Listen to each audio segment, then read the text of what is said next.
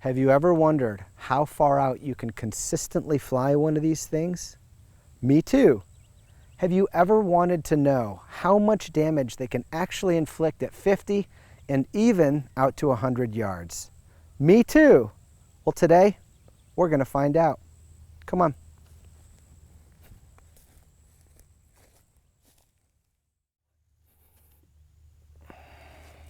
I only own two 177s, and according to my log, this one hadn't seen use since November of 2014.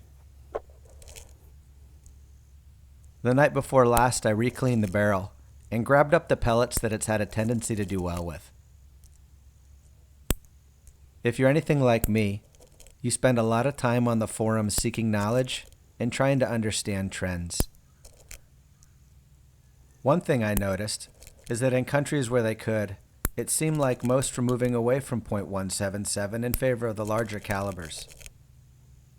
While I've prized my 177s for their low cost of ammunition, high shot count, super low report, and higher margin of safety in suburbia, I too found myself guilty of hopping the same train. When I gave some thought as to why, for me it came down to three simple reasons. 1, they're easier to handle. 2, it seemed as if I were better able to hit my target at great distances even when fighting the wind. And 3, they seemed to more cleanly dispatch small game.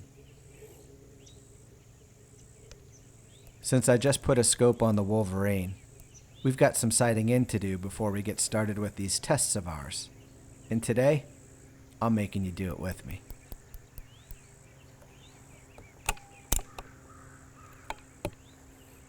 According to my log, the JSB 844 is going to be a good pellet to get things dialed in with. And then after that, we'll decide which pellet we're going to move forward with for the day's activities.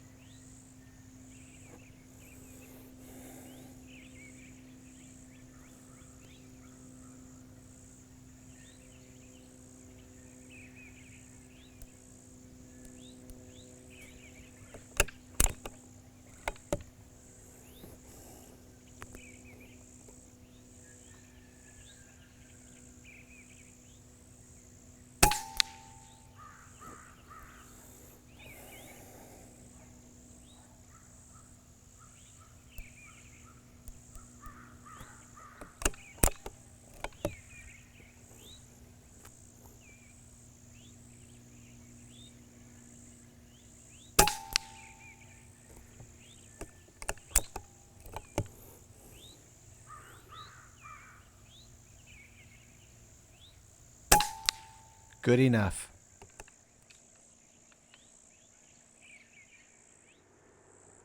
In addition to favoring the JSB 844, I had made note that the Wolverine also took a liking to the Barracuda and Barracuda match in the 4.50 head size. During the time the gun had been shelved, Predator International introduced a new polymag called a polymag short. The shorts are said to better fit in most magazines now, so I brought along a tin to see how the Wolverine liked them. We'll try all 4 out at 50 yards, and then we'll declare a winner to get on with the day.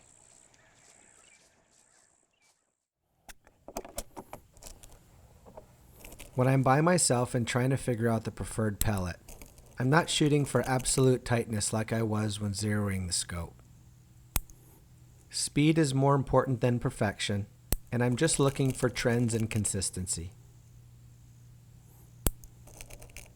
Out to 50 yards, if 1 in 5 or 2 in 10 shots open up the group to larger than a nickel, that's probably going to be a pellet that's pretty good for this gun. If I see much more variation than that, it doesn't mean it's a bad pellet. It just means it's not the greatest choice for this particular barrel. And remember, mileage may vary, so you've got to experiment, even from tin to tin with the same manufacturer.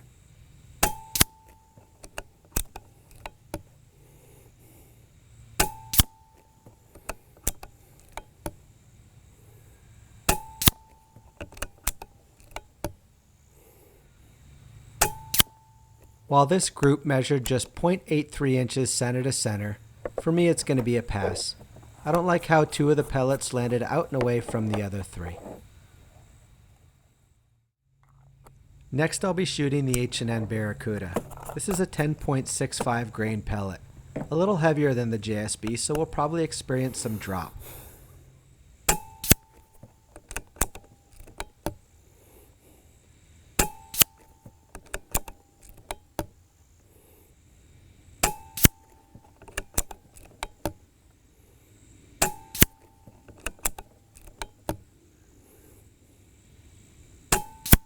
When searching for the right pellet for long-range duty, this is more along the lines of what I'm looking for.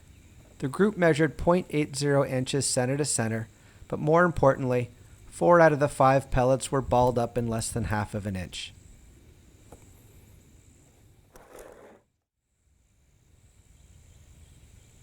The H&N Barracuda match is the H&N Barracuda, but apparently the tin is sorted. By sorting for head size and weight, one can typically improve consistency and accuracy.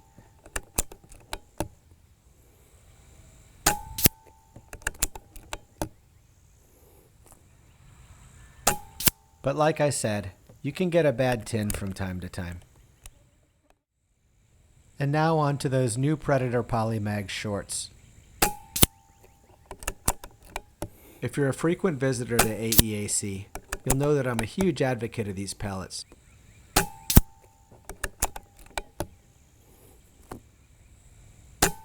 I'm pleased to pass on that they cycled just fine in the Day States magazine.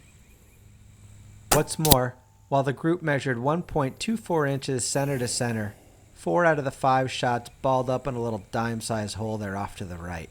Good to see. Out to 50 yards, our H&N Barracuda and our Predator International Polymag short performed equally well. Since we'll soon be pushing back to 100, and with a storm coming in, I'm going to opt for the heavier H&N Barracuda. The Polymag shorts may very well have done just fine, but the best way to combat wind is with weight.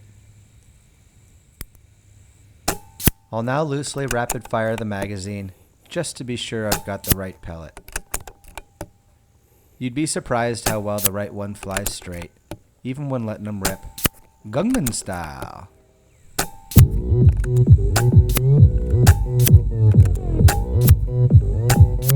Oppa Gangnam Style. Gangnam Style. 8 out of the 10, 0.52 inches center to center. Good enough for me. Let's move on.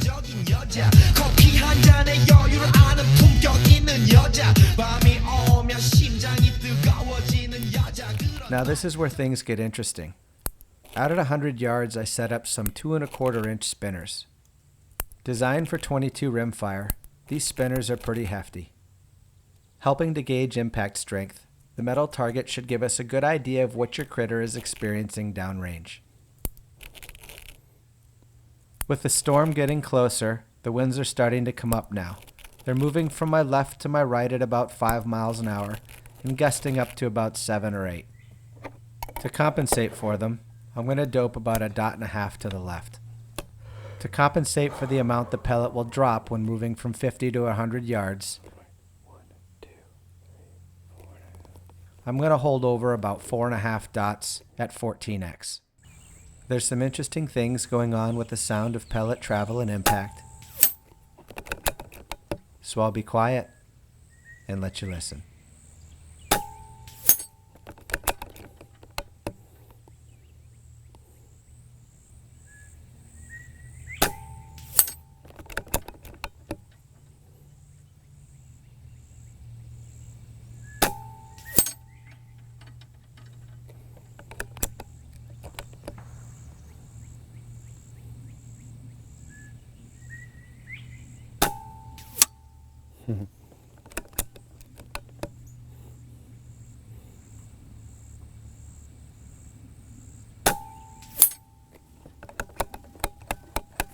Five out of 6 shots in 1 1/4 inches at 100 yards.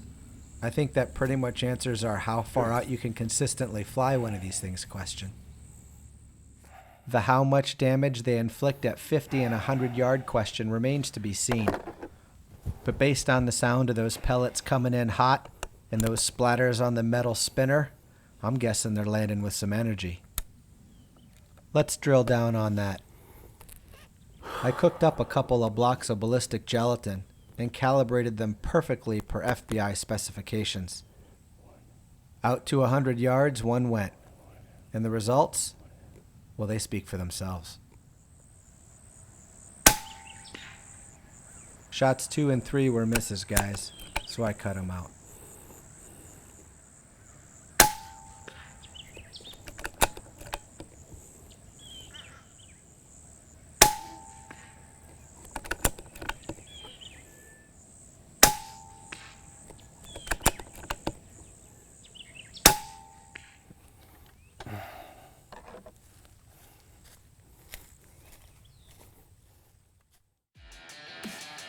Discovery is a beautiful thing.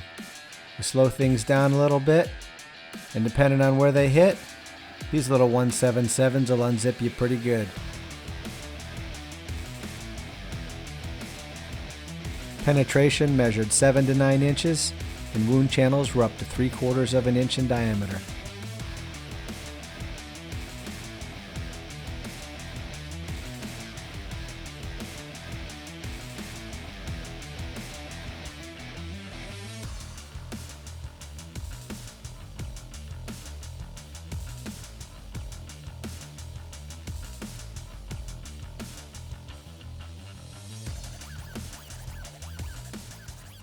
I think the rain's going to hold off for just a few more minutes. Let's scooch back to 50 yards and give those new Polymag shorts a try.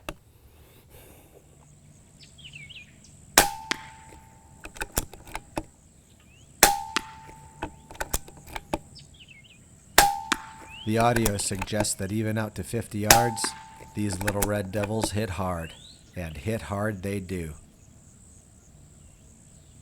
Leaving the muzzle at 950 feet per second, the gel brings them to a screeching halt in just 4 inches. .177 caliber pellets. Who'd have thought? Well, that's all for today, guys. If you liked what you saw here and you want to encourage us to make more videos like it, please be sure to subscribe, tell your friends about us, and give us a thumbs up in the comments section. I'm Steve Shalley, and we'll see you again real soon.